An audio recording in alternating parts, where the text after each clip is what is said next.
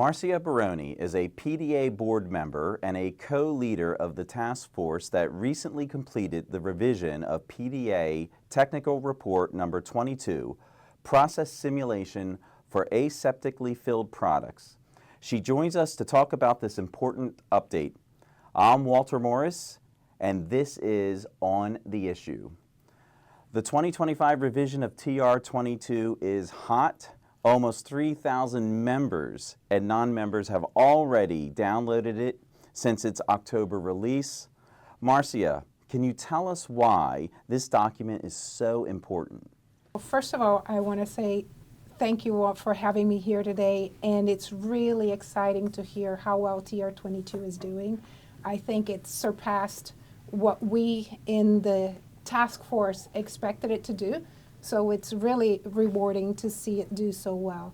I think one of the reasons is that aseptic process simulations are such a key integral part to aseptic manufacturing that it really has a wide appeal and wide interest. No matter what you're doing, if it's aseptic manufacturing, you're going to need to do aseptic process simulations.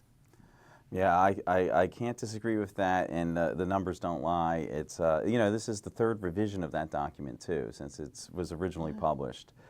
So when we think about revisions, people like to know why. Why is this one different? And I wonder, how much did the EU's Annex 1 necessitate this update? Well, the previous version was more than a decade old, and absolutely yes, the Annex 1 was a big reason why we did want to do the update.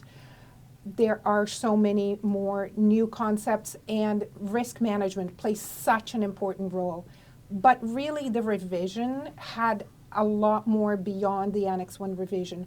We looked at new technologies, we looked at changing perceptions, we looked at changing expectations from regulators, and we put all of that into the revision of TR-22. And when you say we, you had a task force. There was a lot of volunteers, or there were a lot of volunteers who worked on this document, and I looked over the list. It's an impressive roster of subject matter experts. What was it like to co-lead it, a group like this with Gabrielle Gorey? How did that go? Well, Gabrielle is, has a lot of experience with TRs in the past. It was great being able to co-chair with him. It definitely helped. This was not a small team that we had on this task force, and there was so much experience. There was so much breadth of knowledge in this task force. It really was a team effort, and it was a great pleasure to be working with a really passionate group of people in the revision for this TR. It sounds like it was a lot of fun probably to be on the group, but a lot of work too, right? Just Yeah. But I know people out there are listening, especially younger. We're getting a younger group of members coming into PDA, which is really exciting. What advice do you have for those in our community contemplating joining or leading a task force? They like to hear from the people who've done it already. I think this is probably the 5th or 6th TR I've been involved.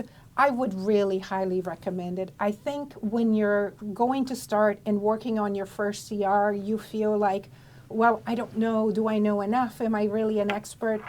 The beauty of being able to work in a TR is the fact that you're going to be joined by other experts that have different experiences from yourself. No one knows everything about any one topic, but in the TR task force, being able to bring those different perspectives, those different experiences, it really makes the document so much richer, so much better. At the end of the day, is it a lot more effort than reading a TR? Absolutely, but I think the experience that you get by being able to participate, being able to have discussions, being able to share those experiences also gives you a lot more at the end of the day. That's great. Is there anything else you'd like to tell us about the document or your experience? I think at the end of the day, like I said, it was a really rewarding experience. With this group of people, there was so much passion involved. We actually spent 1 hour and 15 minutes debating 2 sentences in the technical report. So that is how much we were invested in this. I really recommend it if you haven't downloaded it yet, if you haven't read it. There's something in there for everyone. We were able and fortunate to put in 8 different case studies from real cases so that you get a chance to look not only at the theory, but also how to apply those concepts within those examples. So if you haven't downloaded it yet, go get your copy. Yeah, there aren't many people out there who haven't downloaded it yet, but we hope more do. And thank you so much, Marcia, for joining us on the issue. Thank you. It was a pleasure to be here.